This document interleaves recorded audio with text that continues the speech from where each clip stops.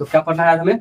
Making of the constitution of India. Making of the constitution of India. जब ये बात सामने आई कि भाई भारत का संविधान एक बनना चाहिए, तो शुरुआत हुआ किससे? कैबिनेट मिशन से। ठीक है, और कैबिनेट मिशन आया कब? जुलाई 1946 में कैबिनेट मिशन आया। जब ये कैबिनेट मिशन आया उस समय गवर्नमेंट कौन थी? British India. ब्रिटिश इंडिया की गवर्नमेंट थी। और उस समय वायसराय जो थे वो थे लॉर्ड। कौन थे वायसराय? Lord border. अब देखो कैबिनेट मिशन आ गई 1946 में आई। उस समय का गवर्नमेंट ब्रिटिश इंडिया थी। उसके बाद उस समय का वायसराय थे ये। और उसके बाद इन्होंने 3 आदमी का ग्रुप बनाया। 3 आदमी का ग्रुप बनाया जिसका याद करने का ट्रिक है, याद रखना, स्पा।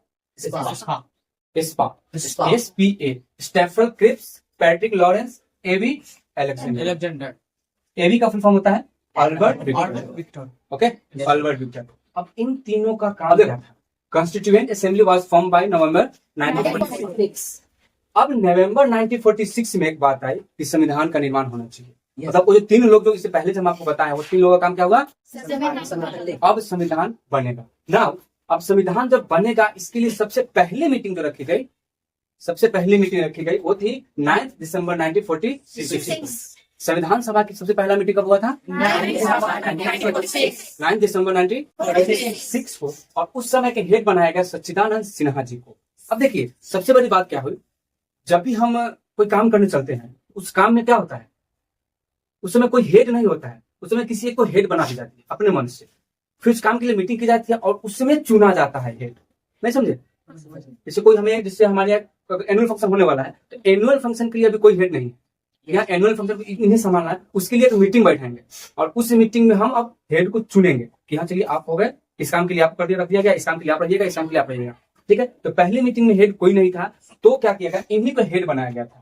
किनको बनाया गया था? सच्चिदानंद सिन्हा। तो बताइए संविधान सभा की पहली मीटिंग कब हुई थी? 9 दिसंबर 1946 को। उस समय के हेड कौन थे? सच्चिदानंद सिन्हा जी। ओके, नाउ जब सेकेंड मीटिंग होती है, ठीक उसके 2 दिन बाद 11 दिसंबर 1946, उस समय हमें चुना गया प्रेसिडेंट। उस समय प्रेसिडेंट किनको चुना गया? तो डॉक्टर राजेंद्र प्रसाद को। और वाइस प्रेसिडेंट मुखर्जी।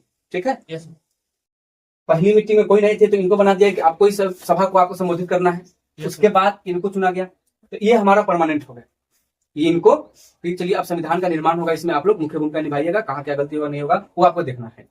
ठीक है, उसके बाद कॉन्स्टिट्यूशन असेंबली जो थी adviser, constitution adviser sir BN Rai को बनाया गया। एडवाइजर का मतलब सलाहकार है ना, मतलब सलाहकार इसका मतलब ये हुआ कि जैसे कि कुछ कमी बेसी हो, इसका मतलब आपको सलाह दीजिएगा, यहाँ ऐसे नहीं करना, वैसे करना, यहाँ ऐसे नहीं करना, वैसे करना। समझ में आ गया? उसके बाद आइडिया टू हैव कॉन्स्टिट्यूशन, किनके दिमाग में आया कि भारत का संविधान होना चाहिए और कब आए? एम.एन. रॉय।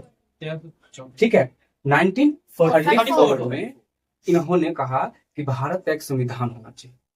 मतलब कोई तो एक इंसान होना चाहिए ना, कि जैसे हम यहाँ पे होते हैं, घर पे होते हैं, नहीं ये काम नहीं, ऐसा काम होना चाहिए।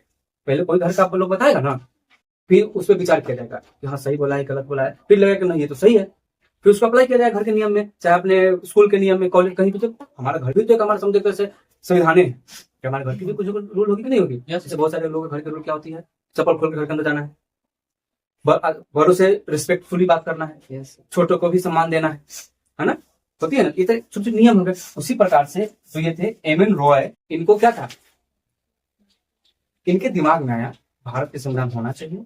कब हुआ था? 1934 में। ठीक है, इनका नाम क्या है? M.N. रॉय। तो अब आपसे कोई सवाल पूछेगा कि भारत का संविधान होना चाहिए, ये किनके दिमाग में आया? कब आया? 1934। तो याद रखिए, तो 1946 से इस समय तो ब्रिटिश की सरकार थी ना, है ना, इस समय भी क्या थी? ब्रिटिश की सरकार थी, है ना। अब आगे देखते हैं, इससे पहले क्या पर है? Idea to have a constitution. सबसे पहले कॉन्स्टिट्यूशन किनके दिमाग में आया था? कब आया था? 1934 में। ओके, अब बात करते हैं कॉन्स्टिट्यूएंट असेंबली को किस प्रकार बांटा गया। ठीक, कॉन्स्टिट्यूएंट असेंबली को किस प्रकार, उस समय 389 था। ठीक है, इसे 2 भागों में बांट दिया गया, एक 296 और सेकेंड 93। और ये जो 93 था, ये प्रिंसली स्टेट। प्रिंसली स्टेट मतलब क्या होता है? राजाओं का, राजा महाराजाओं के लिए इतना सीट दे दिया गया कि आप इतने सीट रखिए, अब इसमें दिक्कत क्या हो गई, ये हमेशा खाली ही रहता था। खाली क्यों रहता था? क्योंकि राजा महाराजा कभी चुनाव लड़े हैं? उनको पता है चुनाव क्या होता है? उनको तो क्या होता है, बस ये राजा बने, फिर उनके बेटा, उनके पोता, फिर राजा बन चला गया। उनको तो चुनाव इलेक्शन कोई मतलब रहता नहीं है। जिसके कारण क्या था, ये जो सीट था हमेशा वो खाली ही रहता था, remain unfilled as this state away from constituent assembly. ये क्या होता था? हमेशा खाली रहता था। क्यों खाली रहता था? क्योंकि इनको तो चुनाव लड़ने ही नहीं आता था। चुनाव लड़ा किसी ने? लड़ने की जरूरत ही नहीं थी। अब चुनाव लड़ने आगे नहीं, लड़ने की जरूरत कैसे नहीं थी? क्योंकि अब तो वो पहले जमाना खत्म हो गया ना। अब इन लोगों को तो सबसे बड़ी बात है कि लोगों को भी जाना नहीं है, लोगों की जानकारी लेना नहीं है, तो फिर चुनाव लड़ेंगे कैसे? अब इनको आता भी नहीं था। ठीक है, तीसरा सीट अलग हो गया। अब इस सीट में 296 सीट को दो भाग में बांट दिया, और ये तो था ब्रिटिश इंडिया को दे दिया गया। इतना सीट ब्रिटिश इंडिया के अंदर आया और इतना प्रिंसली स्टेट के अंदर गया। ठीक, अब इतने सीट को दो भाग में बांट दिया गया। ठीक है, दो भाग में बांटने का मतलब 292 जो कि ब्रिटिश प्रोविंसेस मतलब क्या होता है? प्रांत। प्रांत समझते हैं? प्रांत, इलाका मतलब गांव, शहर, प्रांत नहीं होता है, वही वर्ड है यहाँ पे। प्रिंसेस मतलब प्रांत। तो ये दे दिया गया ब्रिटिशर को, और ये दिया गया chief commissioners of provinces. Chief commissioner of provinces मतलब कि 4 सीट। इसमें कौन कौन आता है? इसमें यही 4 वो जगह है जहाँ पे चारों जगह को सीट वाइज प्रोवाइड कर दी गई। कौन कौन था? पहला दिल्ली, अजमेर, मेवाड़, कौर और ब्रिटिश बलूचिस्तान। समझ में आया? ब्रिटिश बलूचिस्तान। कोई दिक्कत? तो ये रहा आपका कुछ कॉन्स्टिट्यूशन से रिलेटेड कुछ जो इससे पहले वाली बातें हैं। इसके आगे और हम अगले क्लास में पढ़ेंगे। कोई दिक्कत? तो इसको अच्छे से लिखिए।